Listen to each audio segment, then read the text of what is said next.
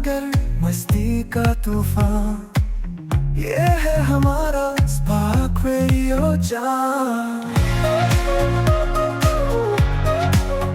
नमस्कार, मैं हूँ आरजे वर्षा और आप सुन रहे हैं radio spark, the light of happiness. आज हम महिला दिवस सेलिब्रेट कर रहे हैं।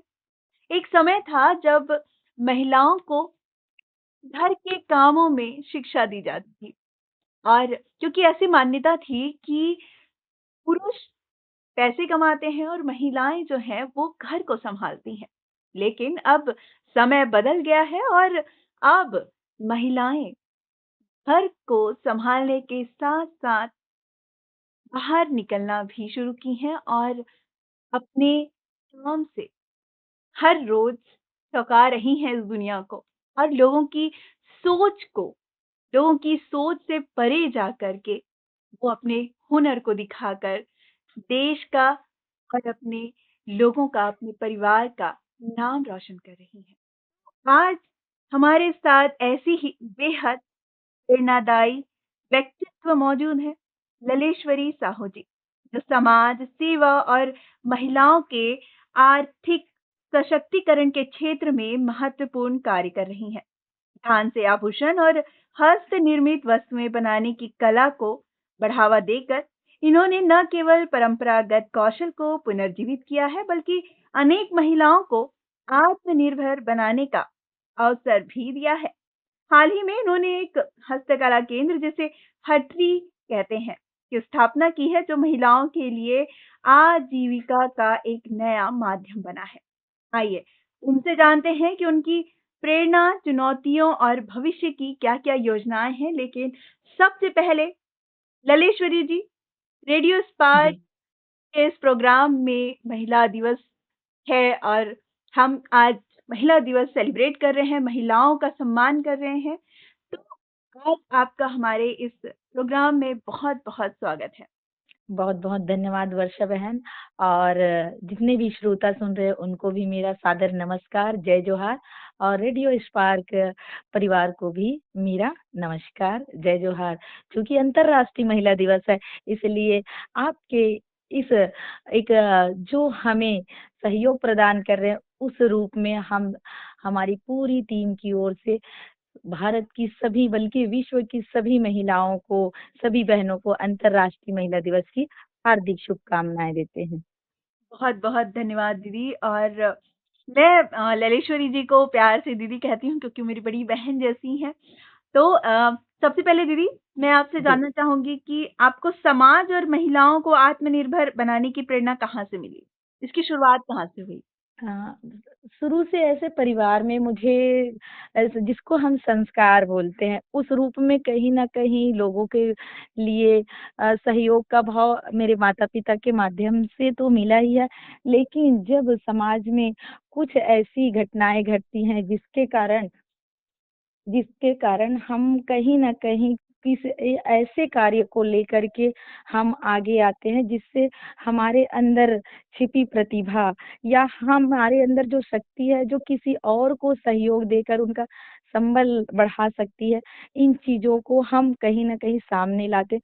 इसी प्रकार जब पूरा विश्व त्रासदी से गुज़र रहा था, मैं बिल्कुल वो उन पलों को बोल रही हूँ या उन ऐसे काले जिसके कारण कई जीवन को अंधकार मिला, तो मैं उस पल को कह रही हूँ जो कोविड का दौरान था। उस बीच मेरे यहाँ भी ऐसा दुखद घटना घटा जिसमें कहीं न कहीं लोग अपने परिवार, अपने गाँव, अपने शहर दूर से कहीं न कहीं किसी न किसी को खोया है। वैसे ही मैंने भी मेरे परिवार में मुझसे बड़ी जो दीदी हैं, उनके यहाँ के जीजाजी कोविड काल में अचानक कोविड से ही उनका निधन हो गया और परिवार चूँकि अस्त-व्यस्त होने लग गया। ऐसा एक डर जो है मेरी दीदी के अंदर बैठ गया, क्योंकि आप सब जानते हैं कि परिवार में अगर कोई मुखिया है, जिनकी वजह से घर परिवार चलता है और अचानक उनका चले जाना हमारे लिए कितनी बड़ी क्षति और कितनी बड़ी चुनौती बन जाती है। वैसे दौर से गुजरना बहुत ही कठिन होता है। ऐसे ही पलों को हमने भी सफ़र किया है और उस बीच में अपनी दीदी को महसूस की, साथ ही साथ मैं अपने ही वार्ड की कई और जो बहनें हैं जो मुझसे जुड़ी हुई हैं, उनके यहाँ भी ऐसी ही दुखद घटनाएँ घटी है। उन सब चीज़ों को देख कर के मेरा मन जो है कचोट गया और कहीं न कहीं ऐसा भाव आया कि आज आर्थिक स्थिति इनकी इतनी बिगड़ी हुई है कि वो खुद भी समझ नहीं पा रहे हैं कि उनको करना क्या है। तो ऐसे में मैंने अपने एक समूह का गठन किया जिसका नाम जीविका स्व सहायता समूह रखा। और सब बहन मैं आपको बताना चाहूँगी, इस समूह का नाम मैंने जीविका इसीलिए रखा क्योंकि सभी को जीविका उपार्जन अर्थात आर्थिक स्थिति को मजबूत बनाने के लिए हम उद्देश्य पूर्ति हेतु इसका नाम जीविका स्व सहायता समूह रखा। इस प्रकार हमारे समूह का गठन हुआ। बहुत ही अच्छा। एक तो आपने जो नाम जो चुना है, बिल्कुल आज महिलाओं को आप इतना अच्छा काम कर रही हैं, मतलब आपने दुख देखा, स्वयं उसको महसूस किया और वो उसके बाद जो आपने ये आपके सपने को आपने साकार किया और भी महिलाओं को आप रोजगार दे रही हैं। इससे बड़ा और इससे अच्छा काम मेरे ख्याल से तो कुछ नहीं हो सकता। लेकिन दीदी, आप जी, चाहती हैं तो धान, जैसे आप धान की आभूषण बनाती हैं, धान जी, से रिलेटेड जो भी छोटे-छोटे धान के आप बैचेस बनाती हैं, राइट? जी। तो आप आपका ध्यान मतलब धान की तरफ ही क्यों गया? और भी अ, चीज़ें थी जैसे गोबर से दिया बनाना और भी बहुत सारी चीज़ें होती हैं, उसपे जी। भी आप काम कर सकती थी, लेकिन स्पेशली आपने धान को ही क्यों चुना? वर्षा बहन किसी भी कार्य को करने के लिए कहीं न कहीं उस चीज़ को आपको सीखना है और जानना है। हुँ, जब तक आप सीखोगे नहीं, जानोगे नहीं तब तक आप उसे कहीं भी आप उससे साधन नहीं बना सकते, ना ही आपकी जीविका के लिए, ना ही आपकी प्रतिभा के लिए। तो हमने अचानक ही जो हमारा समूह इस परिस्थितियों में तैयार हुआ तो हमें किसी भी प्रकार का कोई प्रशिक्षण नहीं मिला था।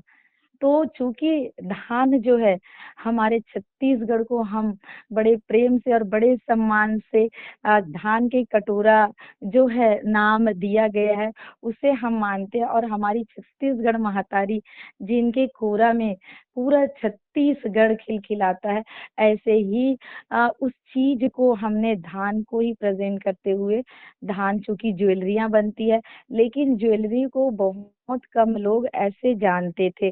तो हमने कहा कि अगर ज्वेलरी बन सकती है तो आज कहीं न कहीं दिखावे का एक समय हो गया है, बहुत चकाचौंध की दुनिया है, लेकिन उन चीज़ों को लोग उस तरह से नहीं समझ पाते हैं। अर्थात आप समझ सकती हैं मैं मार्केटिंग की बात कर रही हूँ। कहीं न कहीं हम किसी चीज़ों को बनाते हैं तो मार्केट से हम उसको जोड़ने का प्रयास करते हैं, ताकि वो बिक जाए और उससे हमें अर्थ प्राप्त हो, आर्थिक स्थिति सँभालने के लिए। तो ऐसा ही कुछ सोच करके हमने फिर धान को चुना चूँकि उस समय 26 जनवरी हमारे सामने ही था, तो हमने ये सोचा कि अगर हम धान से ज्वेलरी या आर्ट भिन्न-भिन्न प्रकार से बना सकते हैं, तो क्यों ना इसे हम अपने छत्तीसगढ़ का जो धान का कटोरा भी है और तिरंगा जो हमारे देश की शान है, उसे हम इसमें प्रेज़ेंट करके लोगों तक पहुँचाने का प्रयास करें। इस प्रकार हमने धान के बैच से तिरंगा बैच सबसे पहले बनाया और हर्ष का विषय ये रहा वर्षा बहन कि हमें लोगों से और भिन्न-भिन्न समाजों से बहुत ज़्यादा जो है सहयोग जो मिला वो हम सबको संबल बनाया, हम लोग को मजबूत बनाया। बिल्कुल, जैसे आपने बताया कि आपने धान को आर्थिक स्थिति सुधारने के हिसाब से, मार्केटिंग के हिसाब से आपने चुना। तो मैं जी, आपसे जानना चाहूँगी कि जो आप बैचेज़ बनाती हैं, देखिए लोगों को काम सिखाना बहुत बड़ी बात नहीं है, ठीक है? जी, लेकिन सबसे बड़ी चुनौती वहाँ आती है जब वो बने हुए सामान को बेचना, उसकी जी, मार्केटिंग बिल्कुल। करना। तो ये जी। आप किस तरह से करती हैं? वर्षा बहन, चूंकि ये बिल्कुल एक कड़वा सच है। कहीं ना कहीं हम जो हस्त निर्मित सामग्री होती है उसे लोगों तक पहुंचाने तक या फिर उसे मार्केटिंग मिलना बहुत कठिन हो जाता है। हमें कठिन परिश्रम के बाद ये इस मुकाम तक पहुंचे कि ये जो धान का बैच है, क्योंकि आप छत्तीसगढ़ी में एक शब्द आप सुने होंगे या फिर लोगों के मुंह ऐसे चलती हुई बातें सुनी होगी कि खोची भर धान, ऐसा। तो वो जो खोची भर धान है केवल चिड़िया चुगने का काम आता है, इस प्रकार नहीं रहा, बल्कि उस खोची भर धान से आज हम सबकी आर्थिक स्थिति संभलने का एक जो साधन बना वो हम सबके लिए महत्वपूर्ण है। और रहा ये बातें कि हम लोगों तक कैसे पहुंचे, तो मैं आपको बताना चाहूंगी कि जो बैचेस है वो तो तिरंगा बैच हमने लोगों तक पहुंचाया, लेकिन वो एक सीजनेबल हो गया था, क्योंकि हमारे राष्ट्रीय त्योहार में केवल हम दो त्योहारों को मानते, एक है 15 अगस्त और दूसरा हमारा 26 जनवरी गणतंत्र दिवस और स्वतंत्र दिवस। तो ये दो हो गया, लेकिन हमें आर्थिक स्थिति अपनी मजबूत बनानी है, तो हमने लोगों तक इस बात को इस तरह से प्रेजेंट किया कि भैया, अगर आप कोई कार्यक्रम कर रहे हैं या बहन आपके संगठन, आपका समाज या किसी भी प्रकार का कोई ऐसा कार्य हो रहा है जिसमें हम आपको सहयोग प्रदान कर सकते हैं, जिससे हमारी स्थिति या हमारी आर्थिक स्थिति जो है मजबूत हो सकती है, तो प्लीज आप लोग हमें सहयोग प्रदान कीजिए। हम अमुक समूह हम इस समूह से आते हैं और हमारे समूह द्वारा इको फ्रेंडली बहुत सुंदर बैच बनता है, जो कि इस प्रकार आप अपना अलग अलग जो संस्था है उसके लोगों को दे करके आप लोगों तक पहुंचा सकते हैं। इससे दो फायदे होंगे, एक तो हमारी आर्थिक स्थिति में आप सहयोग प्रदान कर सकते हैं, जो हमारे लिए बहुत महत्वपूर्ण है। दूसरी बात यह है, चूंकि हमारा छत्तीसगढ़ धान का कटोरा है, तो ये जो धान से बैचेस है वो लोगों तक पहुंचेगा और ये नयापन जो है लोग देखेंगे, तो हो सकता है उनके माध्यम से भी हमें सहयोग मिले और ये नयापन लोगों को भाए। तो इससे आपका भी कहीं ना कहीं प्रचार जो है नए रूप में हो जाएगा और हमारी आर्थिक स्थिति संभलने में एक सहयोग हो। तो ऐसे हम लोगों को निवेदन कर करके कहीं उनके गुणों को बताया, कहीं अपनी परिस्थितियों को बताया। इस प्रकार ऐसे करते करते हम लोगों ने अभी तक लगभग 12.5 लाख से 13 लाख रुपए का धान का बैग सेल किए हैं। क्या तो इस बात है! प्रकार से हमारा जो है सफर शुरू हुआ। बहुत ही बढ़िया। मतलब चलो, क्योंकि क्या होता है कि प्रशिक्षण हम दे देते हैं, जगह-जगह प्रशिक्षण शिविर हम लगाते हैं, बताते हैं जी। लोगों को, लेकिन एक्चुअल में प्रशिक्षण देने के बाद में सबसे बड़ा चैलेंज होता है कि उसको मार्केटिंग से कैसे, मतलब मार्केटिंग करके लोगों तक पहुँचा के कैसे वो पैसे अर्न किए जाएँ, पैसे लिए जाएँ, है ना? जी। तो ये आपने बहुत अच्छी चीज़ बताई है।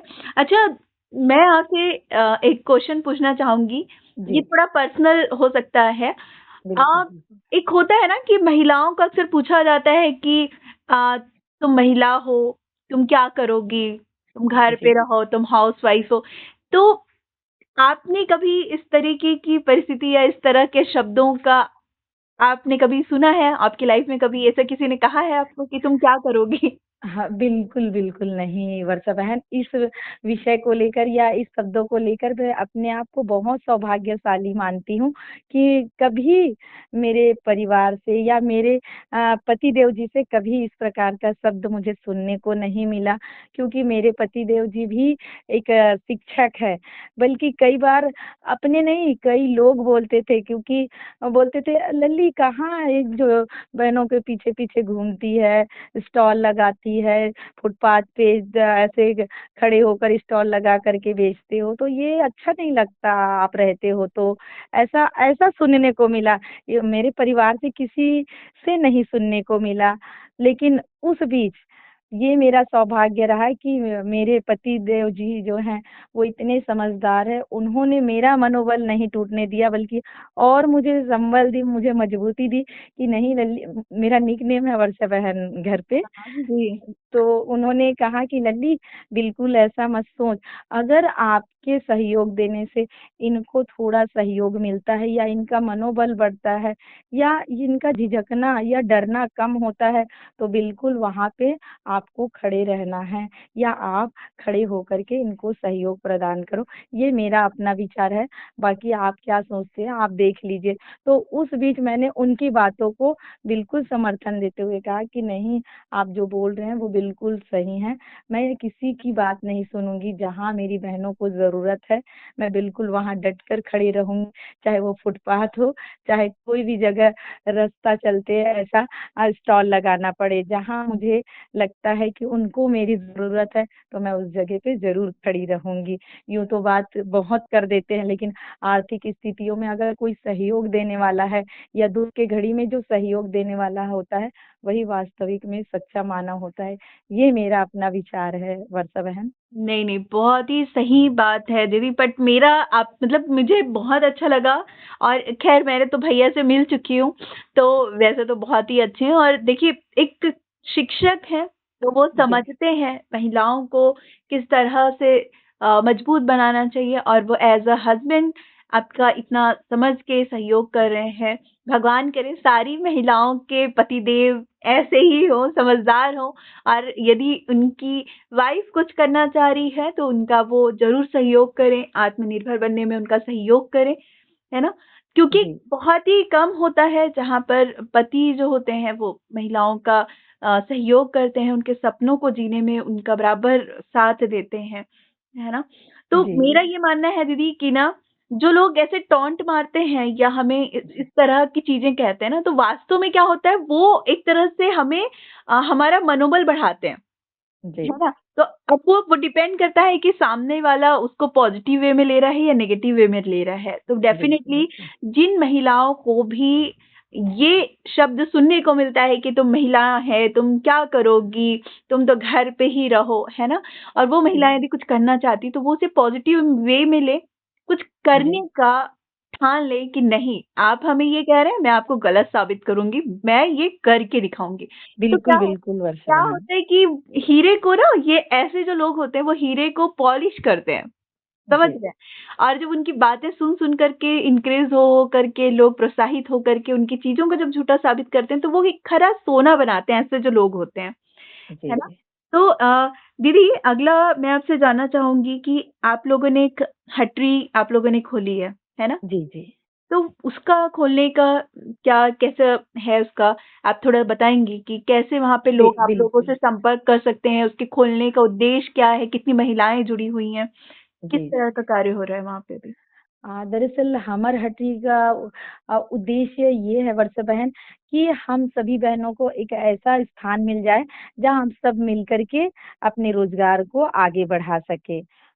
पहली बात तो हमारी यही थी कि हम एक जगह मिल करके एक ऐसा एम्पोरियम तैयार करें जो हम सब मिल करके वहाँ अपना जो कलाकृति है उसे देख सके और उसे लोगों तक पहुंचा सके, उसे बना सके। दूसरा हमारा मुख्य उद्देश्य ये रहा वर्षा बहन कि हम सब एक दूसरे से जुड़े हुए कलाकार हैं छत्तीसगढ़ के।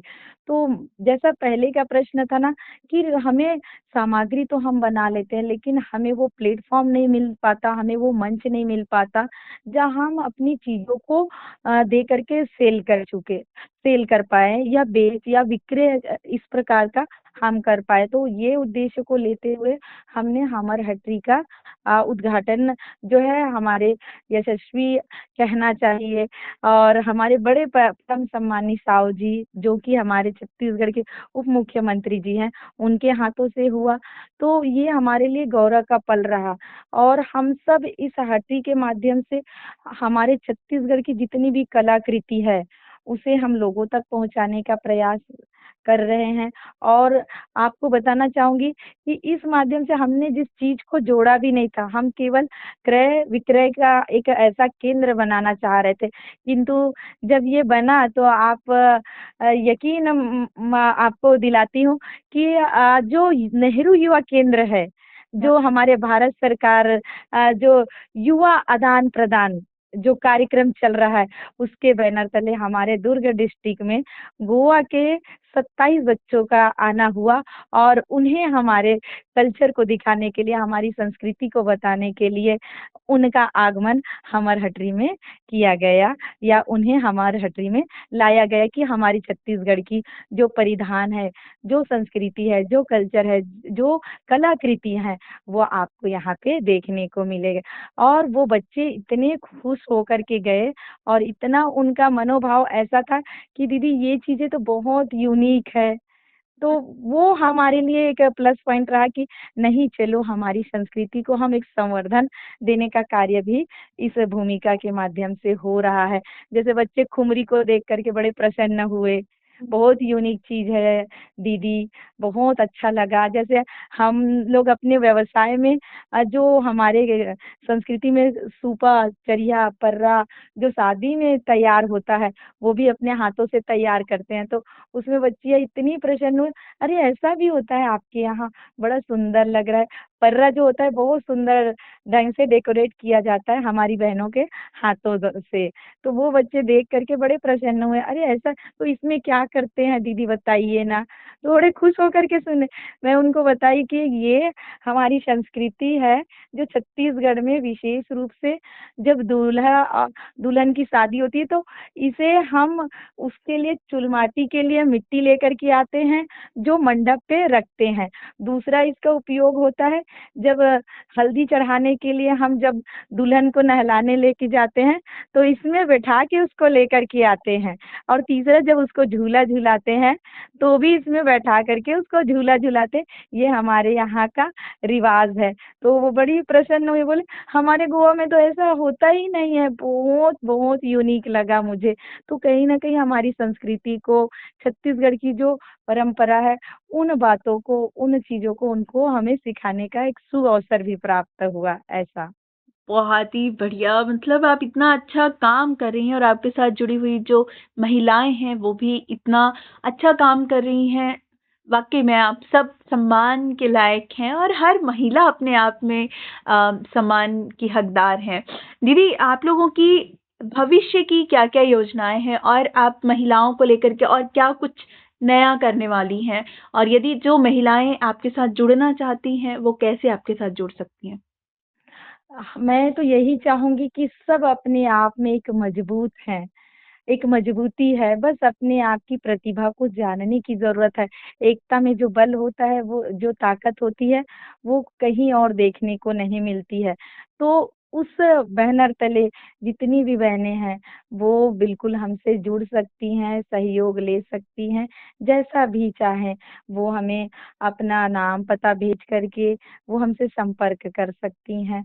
ये भी एक है। दूसरा ये है वर्षा बहन कि प्रतिभा किसी की मोहताज नहीं होती है। अगर इंसान कुछ कर गुजरने का जुनून होना तो वो कुछ ना कुछ कर जाता है।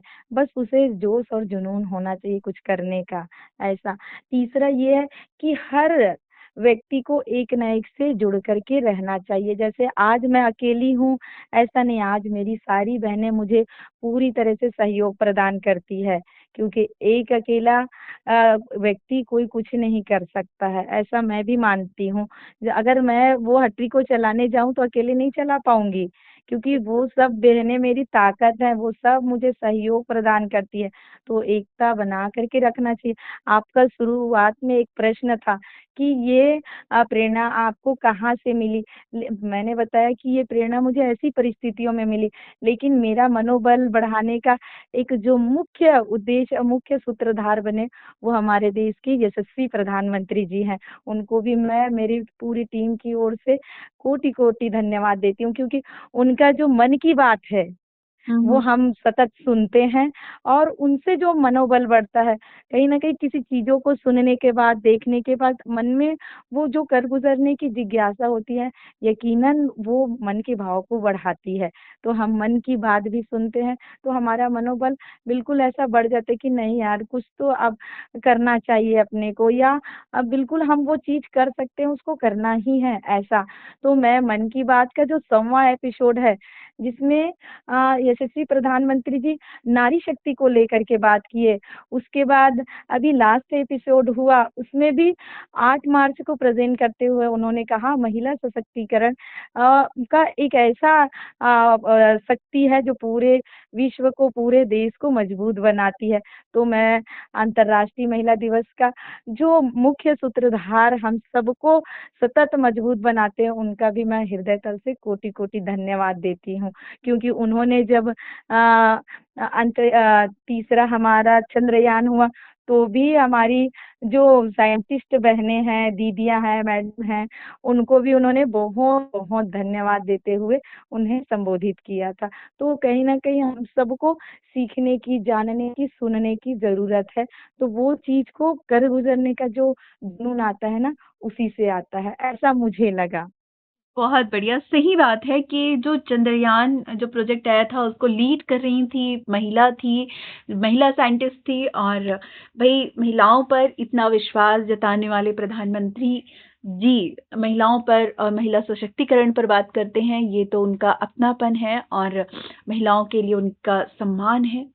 अच्छा, आपने तो चलिए बता दी कि प्रधान नरेंद्र मोदी जी मन की बात करते हैं, लेकिन आपको अपने मन की बात करनी हो तो आप किससे अपनी मन की बात कहती हैं? हाँ, मैं अपनी मन की बात सिर्फ अपने पति से करती हूँ और किसी से नहीं करती हूँ, ऐसा हो जाता है। क्योंकि मन की बात अगर करनी है तो हमेशा उन व्यक्ति से कीजिए जो आपके मन में अगर कोई नकारात्मक भावना हो, उसको सकारात्मक कर सके। बस ओहो, मेरा यही मानना है। आप मन की बात उनसे कीजिए जो आपके नकारात्मकता भाव को सकारात्मकता में परिवर्तित कर सके। अगर पॉजिटिव अगर सोचते हैं तो मैं ये बोलूंगी कि आप मन की बात उन सब से कीजिए जो आपके अपने सुख और उनके सुख में आप सहभागी बन सके। ऐसा दूसरा अगर कहना चाहूँ तो दुख किसी के पास आप मत कहिए, जो आपके अपने भी हो उनसे भी दुख शेयर ना कीजिए। दुख तो बस 2 पल का है, आता है चले जाता है। ऐसे अपने मन को ही मीत बना करके जब दुख का पल आए तो अपनी मन की बात अपने मन से ही कीजिए। तो ये दोनों चीजों में बहुत अंतर है।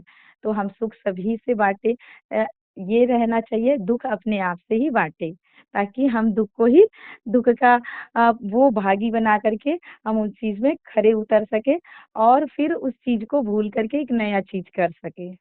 सही बात है दी, बहुत अच्छी बात कही कि भाई सुख आप हर किसी से शेयर करें, लेकिन दुख आप अपने तक ही रखें तो बेहतर है। क्योंकि आज की डेट में आप किसी से अपना दुख शेयर कर रहे हैं, आपको नहीं पता कि वो आप अपने मन की बात आप उनसे कह रहे हैं विश्वास करके, और कब कहाँ कोई आपकी कमजोरी का फायदा उठाए, इस बात का भी हमें ध्यान रखना चाहिए। इसलिए अपने मन की बिल्कुल। बात अपने तक ही रखें। और दीदी, अच्छा ये जी। बताएं कि जब आप महिलाओं के साथ होती हैं, जब आप अपने समूह के साथ होती हैं, तो आपके समूह में सबसे चुलबुली महिला कर्मी कौन है, आपकी दोस्त? वो सुभद्रा गंधर्व है, हमारी बहन है। बहुत बहुत मेहनती लड़की है, बहुत ज्यादा मेहनती है। तो जब भी उसको अगर कुछ मिस्टेक हो जाता है, गलती हो जाती है, उसको डांट दोगे तो भी वो हंस करके टाल देती है। हाँ ना दीदी, हो जाएगा। तो वो यूं तो हम सबसे ही छोटी है, लेकिन उससे छोटी एक और बहन है। तो अगर देखते हैं तो सुभद्रा हमेशा बिल्कुल ऐसा है कि बहुत नटखट चुलबुली है, लेकिन हम सब उसको सिखाने का ही प्रयास करते हैं, लेकिन वो सीखना भी चाहती है। कहीं मिस्टेक हो जाता है तो अगर डांट देते हैं तो भी उसको ध्यान नहीं देती है। ऐसा तो वो सबको हंसाने का भी काम कर देती है। तो उसके जो नटखटपन है ना सीखने का, वो हम सबको हंसी ठिठोली में लेकर के चले जाता है। तो वो है हमारी टीम में सबसे ज्यादा एक्टिव। ओहो, चलो भाई, मतलब एक एक होना चाहिए, यदि कभी कोई उदास हो जाए, कभी कुछ, तो एक ऐसे नटखटपना चलते रहे तो थोड़ा काम सा में है। भी, हाँ, काम में भी मन लगता है। अच्छा ये बताए कि एक दो, चलो हमने तो एक सिक्के का एक पहलू हमने बात कर लिया नटखटपना, और एक एक ऐसी जो हमेशा कितना भी उनको प्रोत्साहन दो फिर भी वो हमेशा सैड ही रहती है, वो कौन है? ऐसे तो कोई नहीं है, क्योंकि जहाँ हमारी टीम का एक कोऑर्डिनेशन, एक संगठन ऐसा है कि कहीं किसी को ऐसा भाव ना देखने को मिलता है, ना सुनने को मिलता है, क्योंकि सब में ऐसा प्रेम है कि अगर परेशानी आती है तो वो सब मिल कर के शेयर कर लेते हैं। लो ना दीदी, हो जाएगा, आप टेंशन मत लो, हम सब है ना। ऐसा अपने आप को कभी अकेला मत समझो। तो व्हाट्सएप एंड एक्चुअल में मैं आपको बताना चाहूंगी कि मेरी टीम की जो बहनें हैं ना, हम्म। बहुत सारी बहनें जो है बहुत परेशानियों से गुजर रही हैं।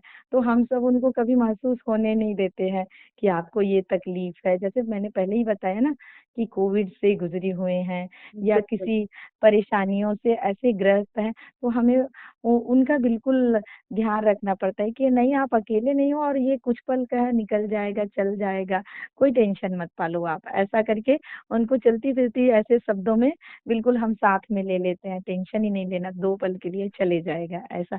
तो कभी-कभी कुछ कार्यक्रम वो कर लेते हैं हम लोग आपस में, ऐसे ऑर्गेनाइज कर लेते हैं कि नहीं चलो अपन ये छोटा कार्यक्रम, छोटा आयोजन कर लेते हैं।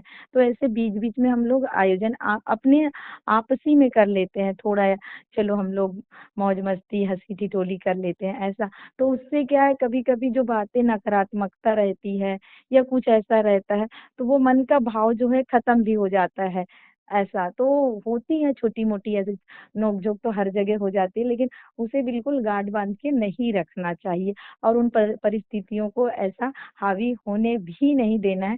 तो ऐसे हम सब बीच-बीच में ऐसे कुछ न कुछ आयोजन कर ही लेते हैं और काम किसी का भारी एक व्यक्ति का नहीं, सबको ऐसे अलग-अलग, अलग-अलग बाँट देते हैं ताकि किसी को कोई कार्य भारी ना लगे, ऐसा।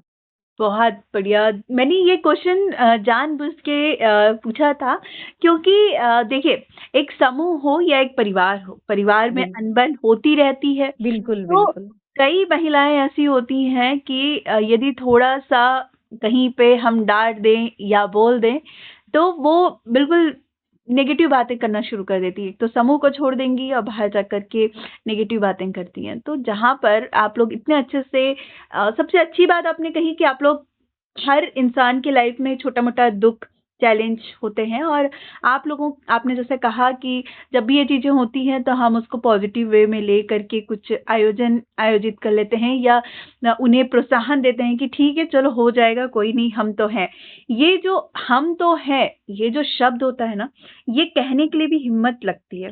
सिर्फ कहना बिल नहीं, आप लोग करके भी दिखाती हैं, आयोजन करती हैं दिमाग से नेगेटिविटी निकालने के लिए।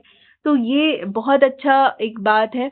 परिवार में नोक-झोंक होती है, बर्तन हैं, बसते हैं, लेकिन ऐसा नहीं होता है कि हम परिवार को छोड़कर चले जाते हैं। और भई जो महिलाएँ यदि छोड़कर जा भी रही हैं, तो प्लीज़ आप उस समूह के बारे में जिससे भी आप जुड़ी हैं या जहाँ भी आप कार्यरत हैं, उस समूह के बारे में ना आप कभी गलत यहाँ-वहाँ ना कहें।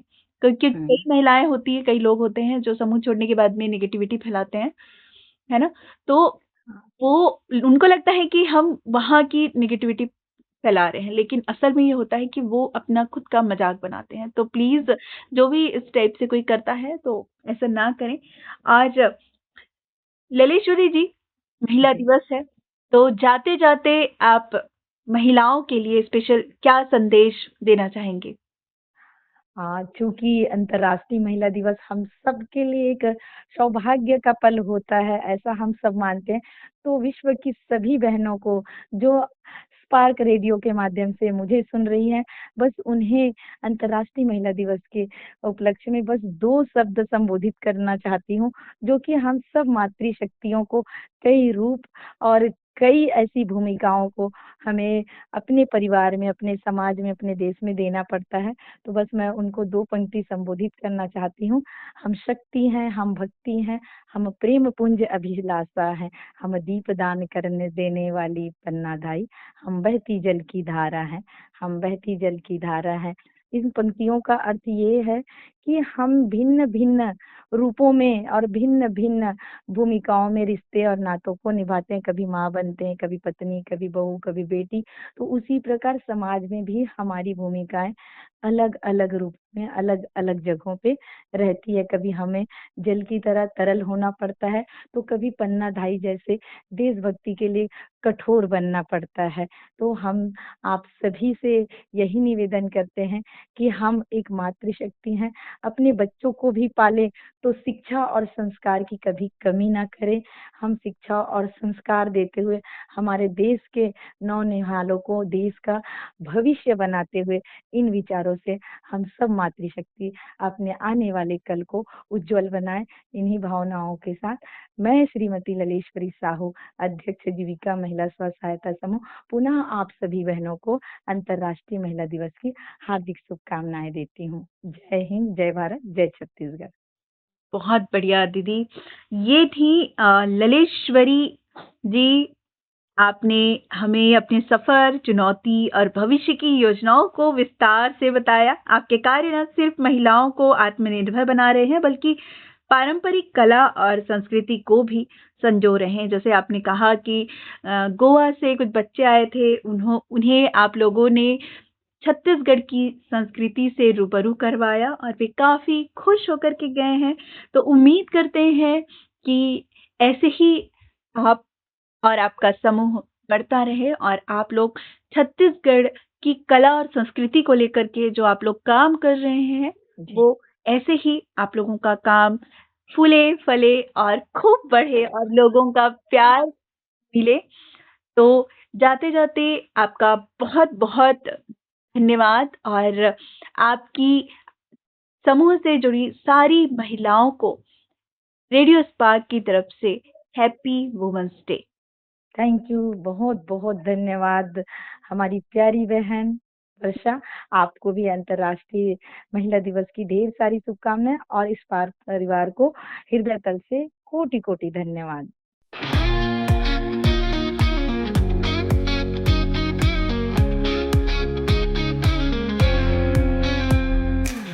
धुनों का सागर, मस्ती का तूफान, ये है हमारा स्पार्क रेडियो जान।